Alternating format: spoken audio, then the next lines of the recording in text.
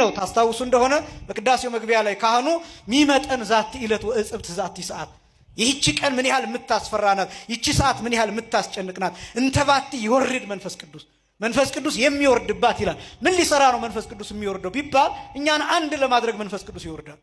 በምንድነው አንድ የሚያደርገን ቢባል በስጋውና በደሙ። ስጋውና ደሙ እንዴት ይገኛል ቢባል ህብስትና ወይን እናቀርባለን፣ ጸሎት ይጸለይበታል፣ ሥርዓተ ቅዳሴው ይከናወናል። ህብስቱ ይለወጥና ስጋ መለኮት፣ ወይኑ ይለወጥና ደመ መለኮት ይሆናል። ነፍስ የተለየው መለኮት የተዋሃደው ስጋና ደም እናገኛለን። በጣም ይሄ በቀራንዮ ሁልጊዜ እናገራለሁ። በቅዳሴ ጊዜ የሚሆነው ምን እንደሆነ ታውቃላችሁ?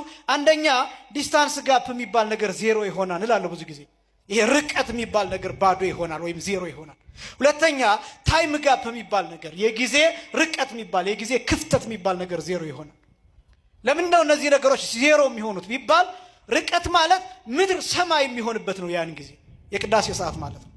ምድር ሰማይ የሚሆንበት ያ ማለት ይቺ ምድር ወደ ሰማይነት የምትለወጥበት መላእክት እንደ ሻሽ የሚነጠፉበት እንደ ቅጠል የሚረግፉበት እንደ ልብስ የሚነጠፉበት የሚጎዘጎዙበት ሰዓት ነው ቅዳሴ ነው።